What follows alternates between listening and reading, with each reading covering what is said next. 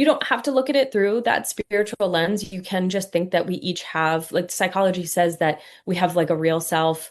And so that real self lives. And when you have, like, there's an idealized self, which is who we think we're supposed to be. And our real self is who we actually are. And when there's a discrepancy between those two things, it creates inner dissonance, which, creates that friction that leads to triggers and all of that. So, yeah, it's a return to the real self, the authentic self, but through a spiritual lens, it would be returning to like soul purpose and who you are, like the essence of who you are. But you have to peel back all of those layers and reconnect with yourself, whether you're looking at it through like just a practical like psychology sort of mindset or a spiritual lens. Hello, everyone, and welcome to the Truth That Heals podcast. I'm your host, Ryan Anthony Hernandez, and today I'm joined by a fellow podcaster, Jess Callahan. Jess, welcome to the podcast. How are you doing today? I'm great. Thank you so much for having me. I'm excited to have this conversation with you. Great. To get started, can you share with us the name of your podcast and what it's all about? Yeah, so okay, it's called Conditioning to Consciousness, and it's really about the inner journey and subconscious exploration. So, I study transpersonal psychology and consciousness, but on this path to knowing ourselves better, to healing ourselves more, there's sort of this like this journey that we have to take to really like access all that this like immense universe has and this life has to offer us. And a lot of that starts with, you know, understanding the roles and the stories that we've accumulated in our lives, how we've accumulated them, the impact that they're having on us. So, some of the conditioning that we've picked up, some of the truths that we have adopted as our own without ever really understanding that we were doing it or why we did it. And so, the process is about deconstructing those stories and figuring out what is our truth. Like, who are we at our core? If the world wasn't telling us, if the world didn't tell us what we were supposed to be, how we were supposed to act, how we're supposed to show up, what we're supposed to strive for, who would we be? What would that look like?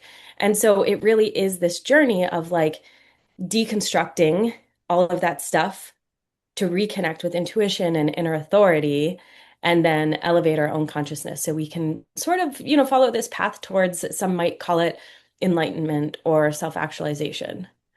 Wow. So it sounds like this podcast, I don't know, to me, it doesn't sound like a entertainment, fun, glammy, but it sounds like it's very deep, spiritual, and even a bit philosophical because you're bringing up questions of who am I, who are we to be, or I don't know, but it gets deep, and there's an Yeah. exploration of thought and understanding the person that I'm hearing from what you're saying. My question for you now is, well, first of all, congratulations on having a podcast. I think that's super awesome. That's Thank you. amazing. As a podcaster myself, it can sometimes be a hell of a lot of work, Yeah. preparing and all that distributing. But my question for you is, was this always you, the person who is seeking to understand who am I, all of these questions that you're bringing forward, was this always you?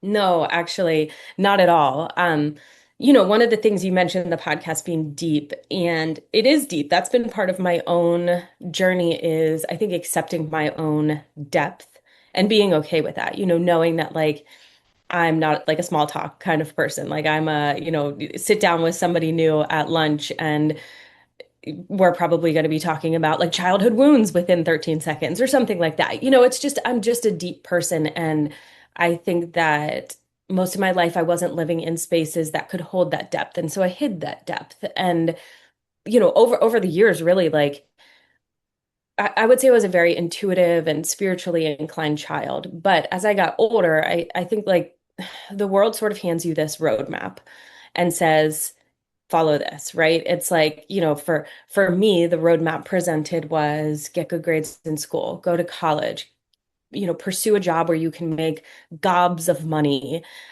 get married, have children. And then after that, it's like figure it out. I don't know, like just figure it out, right? Like the world's actually not built to support you to thrive as a mother and an entrepreneur and a wife, but just figure it out, right? And so that's what I did. And I know that I had this void within me, this empty space that I was reaching outside of myself to fill. I had started the business, grown the business, had the void, built another business. I'm working two full-time jobs, a bricks and mortar business and another service-based business. And I was just, I was serving on boards, like nonprofit boards. I was just, yes, yes, yes. This is going to be the thing that's going to fix it all, that's going to fill that void within me. And what happened really is that I lost total connection with myself. I lost complete connection with my body, with hearing the signals that my body was sending me that was saying, slow down. This isn't your path. This is not right for you. I was ignoring them to the point that my body just stopped sending them. But eventually my body was like, you just have to stop. This has to. So I started having chronic pain flare-ups. And I ended up in a massive chronic pain flare-up. There was a lot of like cognitive impairment, memory stuff. Like I was a mess. And I ended up with a fibromyalgia diagnosis after going down, many different roads to figure out what it was. And I was told like basically, there's no cure, have fun, like figure it out, you'll be fine. And I couldn't accept that as my answer. And so at that point, that's really the point that I had to walk away from my businesses. I mean, I made the choice to walk away from my businesses, but I was not, it wasn't the right path for me, but also I was experiencing this massive chronic pain flare up. I was doing nobody any, service by continuing on. And I went inward to heal.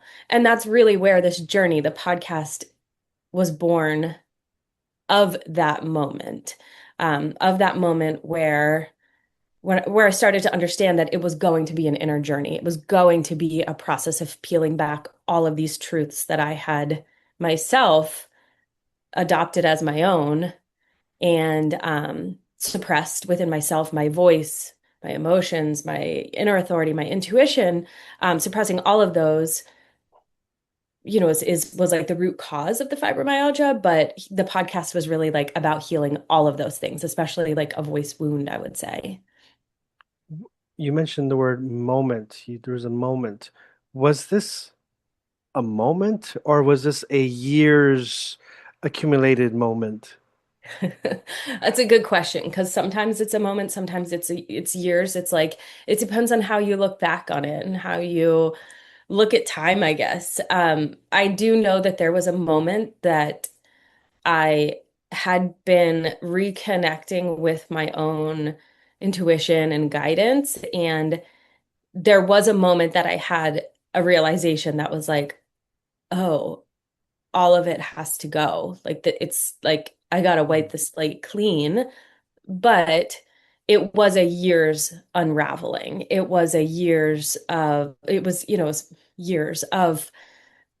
deconstructing and realizing how much work I really had to do in order to find myself again. I mean, it probably took me about 15 or 20 years to lose myself. And so you think about how long it takes to find yourself again once you're so tightly wound with all of those layers of roles and expectations that you place on yourself and the world places on you. It takes a lot to deconstruct that.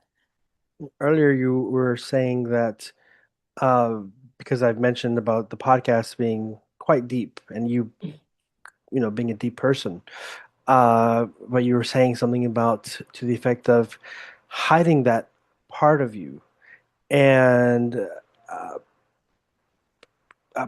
bringing your energy into a lot of work, a hell of a lot of work that you were doing. My question for you is, well, because eventually your like that inner voice and your body was like, "Hey, hold on, girl, you need to slow down." But Mhm. before you listen to that voice, could you, or maybe you were ignoring that voice, but if you were to go back in time and read your mind, read your heart, were you happy? It's a really good question. Was I happy? yes and no. Overall, no. I no. I think I was just I think I felt that I had committed myself to a certain path. And because I had made those commitments, I had to stick with them. It was fear of letting people down, fear of starting over, fear of walking away from something and thinking that I would be a failure in my own eyes and in the eyes of other people. But there were parts, parts are we're very happy still. I'm married to someone who makes me very happy. But when I was living in a place of being unhappy, I can't say that those were like the best moments in our marriage. And I have three kids and they make me really happy. But were we together living in a place that we were living our best sort of selves. No, I know that my energy really sets the tone of our house. And, so all of that was impacted. And I wasn't modeling to my children what it means to follow your own inner guidance. I try to teach them to follow theirs, but how can I possibly teach them in a way that it's going to stick with them if I wasn't modeling it myself? So yeah, I mean, like there were parts of my life that I was very grateful for and very happy about, but big picture, no, I wasn't happy. I was too disconnected from who I was and my purpose. Would you say that you were repressing yourself from your purpose to follow a uh, like the standard of having a job and doing all this work? Were you like repressing something inside of you? Yeah, yeah, definitely. So, um, I think that it's I honestly I never from when I was young, the decisions that I made that were the best decisions were the decisions that felt really like intuitively guided. So I have no clue how I got to where I got to, but something inside of me just said you gotta go this way, and I went that way. And those decisions ended up going well. But the decisions that I made cognitively, because I thought that it's what I was supposed to do, those are the decisions that really led me astray. And so, the parts of me, like I never learned that like you should really evaluate the things that you love in life. You should really evaluate the energy that like the type of work that you do in your life, right? Like some people are really great at project type work, like that, and some people are really great at like the visionary stuff. Um, I never understood any of that. And so I just followed the path to get a job that like would make as much money as I could, basically, because that's what, is sort of modeled, but also like what it just sounded cool. It's like it's twofold. It's like what sounds cool, what comes with like in this culture, we really say like your worth, your value is tied to what you do, how much you make, how much you're producing. Like it's all about work harder, grow more, climb a corporate ladder. It's like it's just these like we strive for these like big flashy things that we say give us value. But all of that's outside of us. All of those things are things that we have to reach for. And none of it's sourced from within us. None of it, we're never taught. We, meaning like, there are definitely like, families who have raised their kids in that way. But in my research, there is a major theme that runs through like US based, like Western culture is that we teach our children to reach outside of themselves to fill the void. And so that's exactly what I did. So yeah, I repressed all of those parts of me, the things that I actually wanted. Like I was working in a job. So if like one of my core values is integrity, the first business that I built before my bricks and mortar business was in real estate. And I am someone that's deep. I don't like small talk. I don't like just like surface level stuff. I'm genuinely here. I want to help someone. I want to help someone with transformation, whatever that is. But in a job like real estate, your integrity is questioned every single day. People assume the worst in you, honestly, because there are, bad actors in the field that have given real estate agents and, like they can have this like sort of like cheap salesman type reputation. And I say that as, a real estate agent who knows there are many really, really like caring and helpful agents who have a lot of integrity. But so that by itself though is, if integrity is a core value for me, but every single day I'm showing up and I'm feeling like I have to prove my integrity to someone new, and I don't like small talk. Um, that's a really hard thing. That's a part of me that I was completely disconnected from. It's like it's how the decisions you make can be totally misaligned with who you are. And so eventually I'm like, what am I even doing here? Like, how am I helping people? I have no clue. I'm helping them buy a house, sure. But like, so it's I think that that's like just one example of how when we follow the map and reach outside of ourselves instead of sourcing guidance from within, we can go down these really long paths that like lead us in the total wrong direction from anything that's going to provide a sense of fulfillment. So uh, you're looking for answers in the past, outside, sourcing outside, despite you're feeling the inside, shouting, hey, hey, hey, you're ignoring that, you're repressing it, you're following the outside. Is this in line with the title of your podcast, Conditioning? Is that what you mean by conditioning, where you're following everything else, but you're not conditioning yourself to follow your internal? Am I getting this Yeah. correctly? Yeah, yeah. So, okay, think about the conditioning starts really young and it happens everywhere. You can sort of trace back the conditioning to early, I mean, like there's a lot of different ways that you can look at it. The book that I'm writing follows it's on like the numbing of America. And so it follows how the originations of the United States, like the earliest days, and how we sort of built these systems to keep people sort of compliant. Okay, I'm writing a book about the numbing of America. And it's one of the major themes in this book is how the conditioning starts really, really young.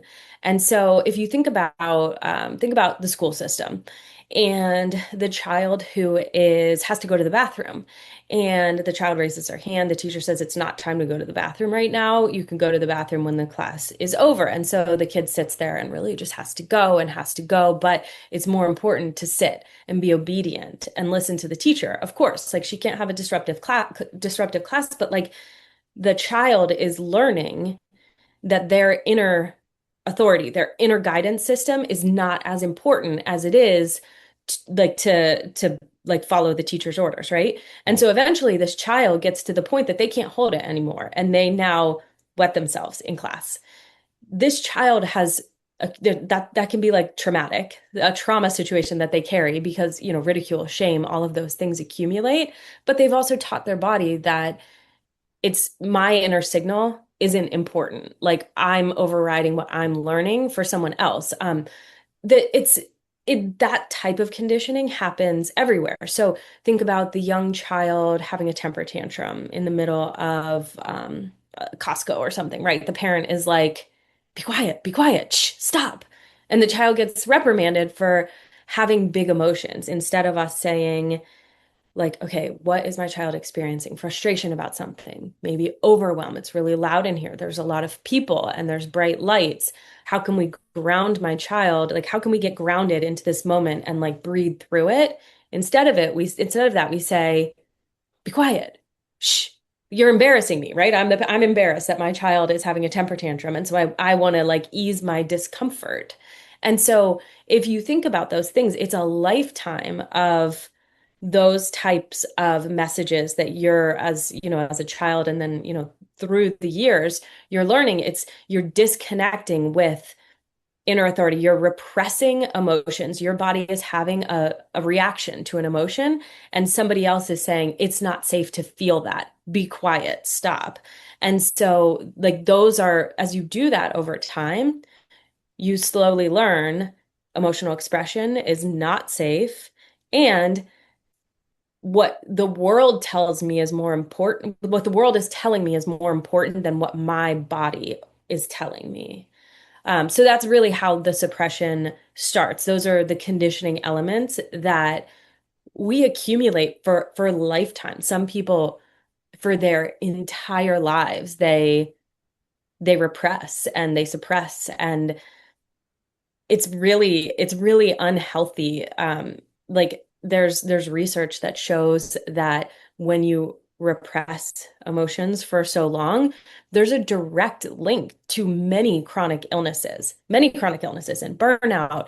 Fibromyalgia is linked to that. It's all related to like the nervous system, stress, cortisol. So, yeah, so so on the podcast, yes, that's what we talk about. That really is the conditioning element. And like you can't, how can you connect with purpose? How can you find fulfillment in your life? It's a feeling. It's not something you get outside of yourself. It's a feeling. How do you know that you have purpose if you're so disconnected from your own body, from your own inner guidance system, that there's no yes or no answer coming from your body. You have no inner guidance that says, yes, this is the feeling of purpose, because when you suppress so much, you create that void of emptiness in you. You don't have a connection to know if this is a yes, a no, if this is the path you're supposed to follow. I haven't done any research on this, but I am assuming that a lot of, particularly in America, of Americans are going through a similar road in life where they are repressing so much of the internal life and are, really just living life as it goes. But here you are. So my question for you is, how or what illumined you, or what was it that brought you from the conditioned mind, not yet to the conscious mind, but what was that bridge? Yeah, so okay, that's a really good question. And again, I think it comes to this moment where you choose to go inward and you choose to sit in discomfort, approach discomfort with curiosity. We are so okay, what happens? And it's related to the nervous system too. I think a lot of us are living in a low grade state of dysregulation because like when you chronically suppress emotion, for example, like say somebody hasn't felt anger in a long time, right? Like they don't let themselves feel anger. Your body is still perceiving anger as a threat. And so when you experience that threat, but your mind says, don't feel this anger, you're not supposed to feel this, your body is still producing the response, the cortisol, the adrenaline. So when you're not able to complete the cycle of the emotion, you continue to just the cortisol and the adrenaline never leave your body. You stay in a state of this like low grade activation. What that does is it dysregulates the nervous system over time, and it reduces your capacity to feel things. Like it's why when bad stuff happens in the world and people just keep looking away, they don't have the capacity to feel anything else because they have become so conditioned that like it's you literally don't have the capacity to take on anything else. So discomfort, I think, is a willingness to sit in discomfort is probably it's a choice that each of us can make. And from there, you build capacity to handle more and to go inward and just explore your own thought patterns and triggers and blocks and limiting beliefs. And when you commit to understanding yourself so thoroughly and being uncomfortable with like what you might find that like you've been carrying some of these beliefs or so, that you didn't realize it. It's in that choice that you're able to start to release some of that conditioning and reconnect with yourself. It's like, okay, so here's an example of how that moment can look. I take this yoga class. It's a hot power yoga. And so it's like 95 degrees in there. And we do this series of flows where you're just like, you're getting your heart rate up. It's really intense, right? And so after a series of maybe like three flows, you're sweating profusely. It is crazy hot in there.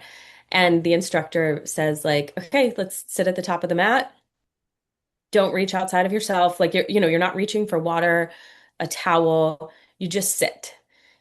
And it's really hard to sit in that moment. It is crazy uncomfortable at first. You think about the sweat, those beads of sweat coming down, maybe down your nose. You think you're breathing heavy, you want water, but you have to sit in your own discomfort for, a minute or whatever, and you're calming your breathing on your own. You're not reaching outside of yourself to fill that void, that need. You realize I have the tools to work through this. That's like that is a moment for me, like an actual moment in life that's like I can train myself to sit in discomfort. But also, when you feel anger rise, when you feel triggered by anything, that's the moment that you have to approach with curiosity instead of turning the other way and shoving it aside. That's how you start to train yourself to sit in discomfort. That's how you start to regulate your nervous system.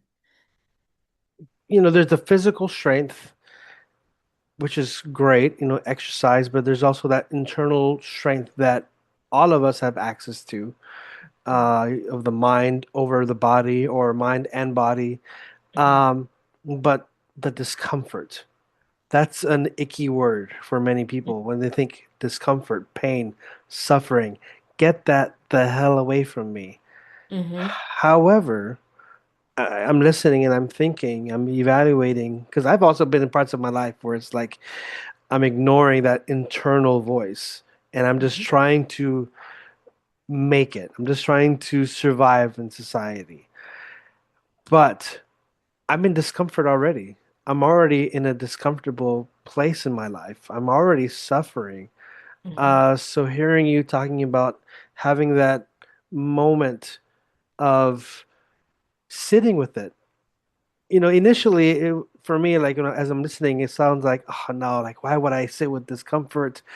But if I really analyze the big picture, it's like I'm already in a discomfortable place. I'm not happy at my work. I'm not happy with my life. I don't even know who I am anymore. But now going back to you, because we're talking about that bridge. Now, consciousness.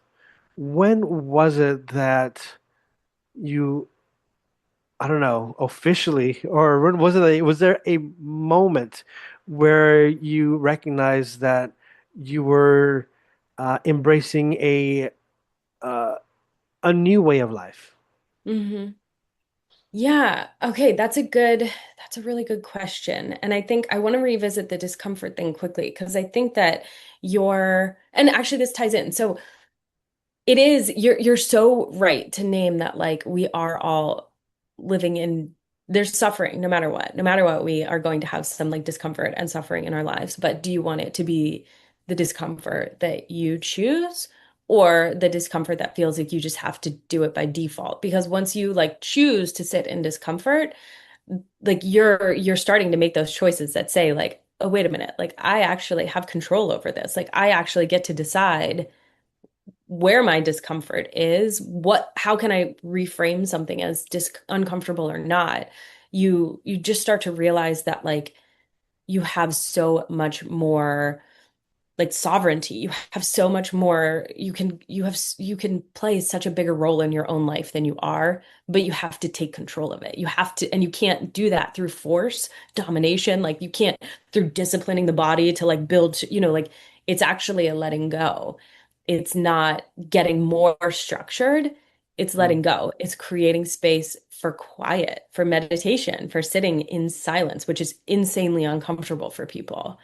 But So, it's in that moment. so real quick, is it like a deconstruction Decon of of what you've been like conditioned with, like for all your yeah, life? I think it's like you start to and this relates then to consciousness because when you create space, meditation looks different for everyone, right? Like there's so many different people who practice and teach a certain type of meditation, and if everybody has a different path towards transformation, everybody's transformation looks different.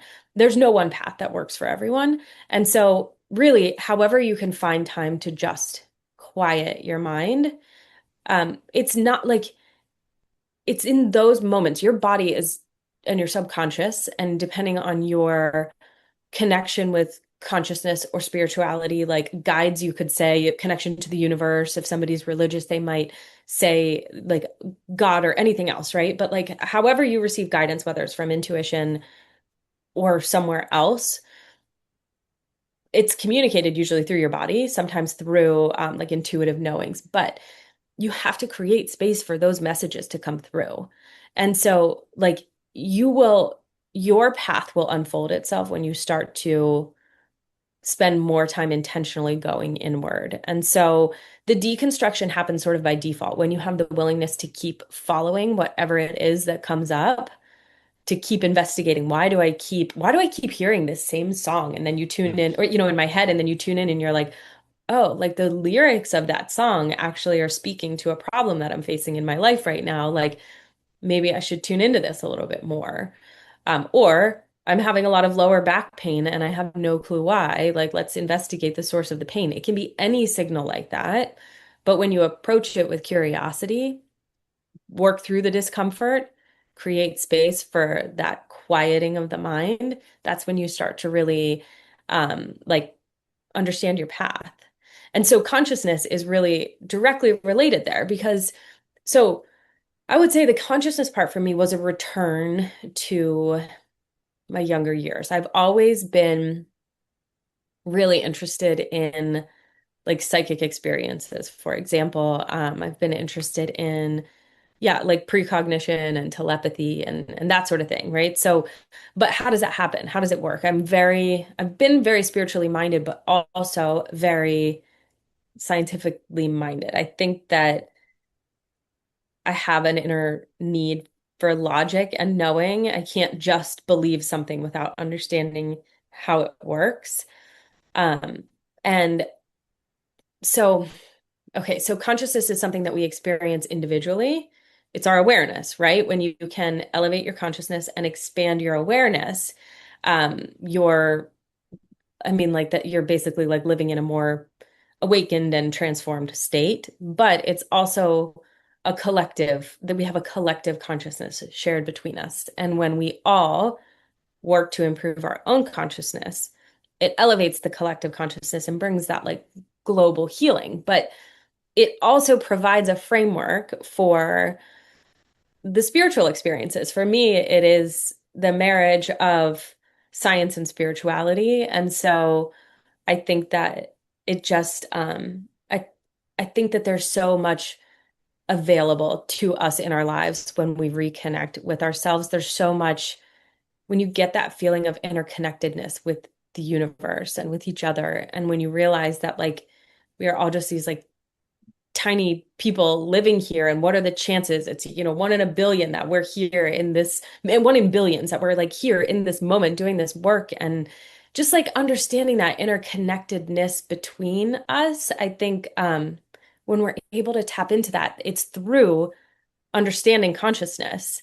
And so it's a path, but you can't get there, you can't connect with that more like esoteric, like mystical part of life until you've first done the work of grounding yourself, healing your nervous system, and deconditioning. You just can't, because you can't tap into the inner guidance that you might get. Like I have I am spiritually minded, and if I receive like if I feel that I have like there are synchronicities with the universe that I pay attention to, and I can get guidance, spirit guidance through meditation, but without knowing myself deeply, without knowing what my body's trying to communicate to me, I have no communication system to like the consciousness side of things. I feel like have you seen that meme where there's a guy and he's like mind blown and then the universe is like No. it's a silly like Yeah. or a GIF, whatever. Yeah. Because it's deep conversations. Yeah. But I was thinking, are you familiar with the music group Enigma? Yes. Yeah. Okay, I'm not closely, I know a couple of yeah. the songs. Yeah. Yeah, there's a song I remember called Return to Innocence, and you were Yeah. mentioning earlier where it's like, I think you said earlier where like you're returning to your younger self. Mhm. Is it kind of like that when someone is in a spiritual journey, but also having a logical mind where it's like, I mean, because you're not blindly just following a spiritual path and like woo, woo, woo.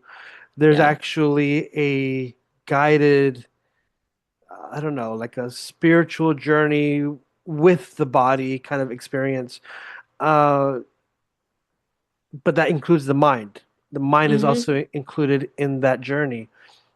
For you, do you feel that it was a like a return, maybe not to innocence, but maybe to your authentic Jess yourself? I don't know. Like, Yeah. Yeah. Okay. So without going like too far down this rabbit hole, like I believe that we are spiritual beings living in a physical body, and I believe in eternal consciousness, energy. If you're consciousness and you are, it's energy, energy can't be created or destroyed. Where does it go after death? Like, reincarnation is something that's been studied really closely and through tens of thousands of um, you know, hypnosis, past life regression sessions, and near-death experiences, you can basically, um, like they all say the same thing essentially, that like a soul after death goes into this place where it's basically like, let me take it a step back, I guess. Like I'll go a little bit higher level.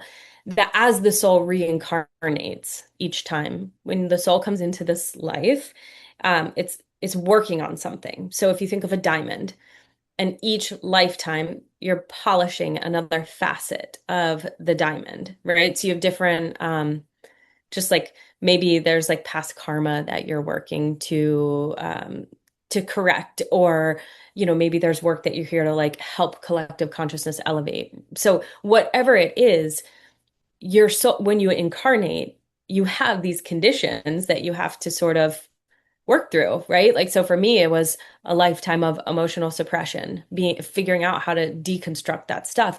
But so I think once I got through that, I really had a really strong understanding of like soul purpose for me. So that's the lens through which I see it, that mm, it is that when you return to yourself, you don't have to look at it through that spiritual lens. You can just think that we each have, like psychology says that we have like a real self. And so that real self lives. And when you have, like, there's an idealized self, which is who we think we're supposed to be. And our real self is who we actually are. And when there's a discrepancy between those two things, it creates inner dissonance, which, creates that friction that leads to triggers and all of that. So, yeah, it's a return to the real self, the authentic self, but through a spiritual lens, it would be returning to like soul purpose and who you are, like the essence of who you are.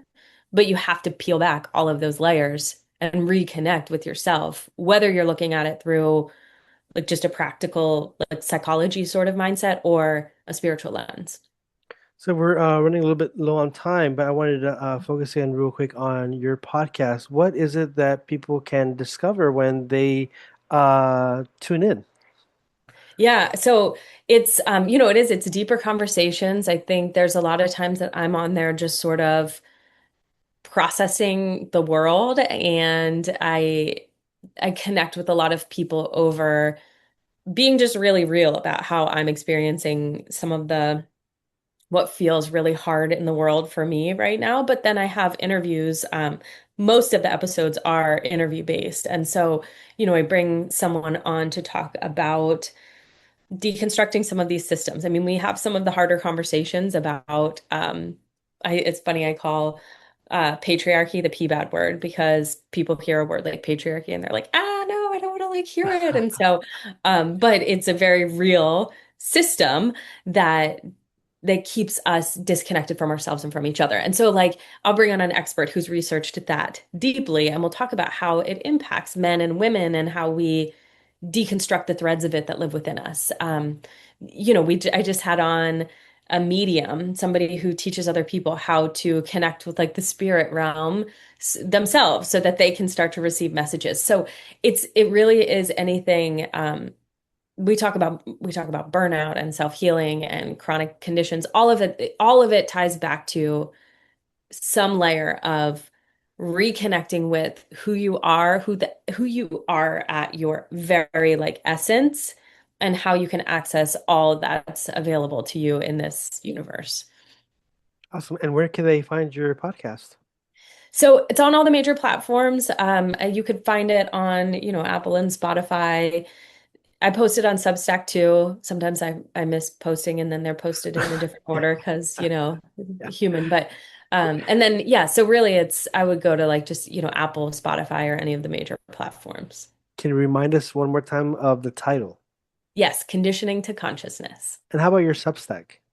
It's also called conditioning to consciousness. I think it's conditioning to consciousness.substack.com.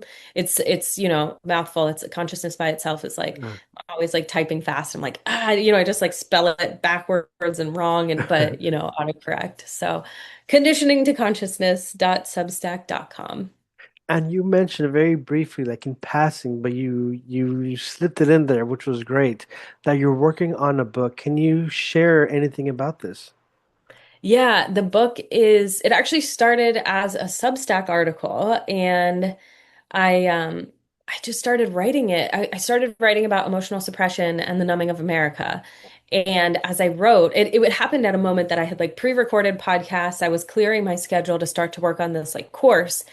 And so I had like a little bit of free time and I just wrote for 3 days straight. And after that, I was like, this doesn't feel like a Substack article. I think this is something bigger. And so as I started to approach it in that way, this was a couple months ago at this point, it just has expanded so much. So I still have, so it's still going to be at least a year, but it's fascinating. I'm starting to share some of the research that I'm finding. Some of the research is like mind-blowing about, just like the conditioning and where it started. And so starting to share some of that on my socials. I don't spend a lot of time on social media because I have learned as I've connected with myself that it's not really my thing. But so I'm starting to share more there. But yeah, so it really traces early American, like US American history and how basically like the system is built on concentrating wealth and power in the hands of a few at the expense of everyone else, and how through that process we are conditioned to disconnect from our inner authority, from our emotions, and through that we are not living in wholeness. And then it's a cultural analysis. It traces emotional suppression through like just basically the downstream impact. So like chronic illness, toxic masculinity, incel culture, family estrangement, perpetuation of racism, like it's all connected. And so it sort of traces that through cultural analysis, which Also, is yeah. it's gonna be a good read when it's finally out.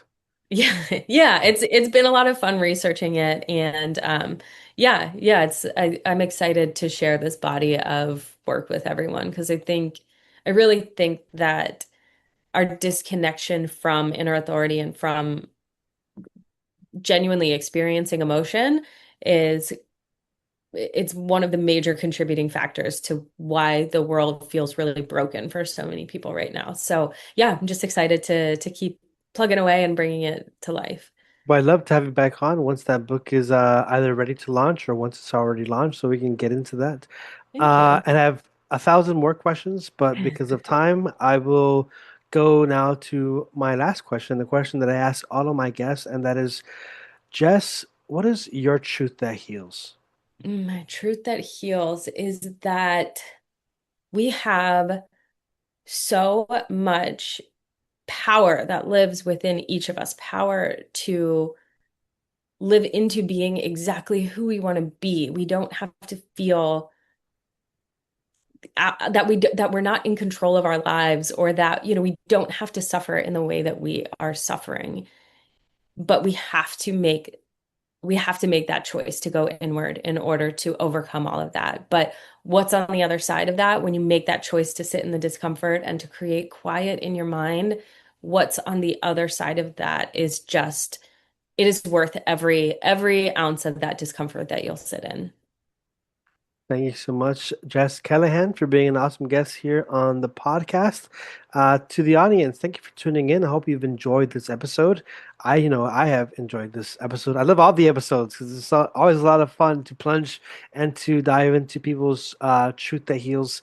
So if you've enjoyed this episode, please feel free to leave a comment, hit that like button if you're watching this on YouTube. Feel free to subscribe as well, or if you're listening to this on a podcast platform, feel free to leave a review and comment there as well. And share this episode so that more people can discover the truth that heals, which was presented by our guest today, Jess Callahan.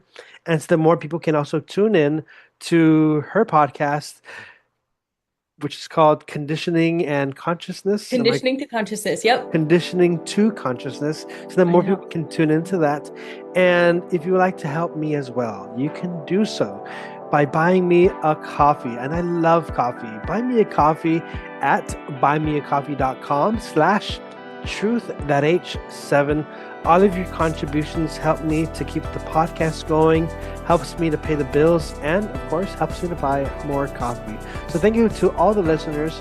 And to Jess Callahan, thank you so much for being an amazing guest here on the Truth That Heals podcast. Thank you. All right, I love your mug, by the way. It's amazing.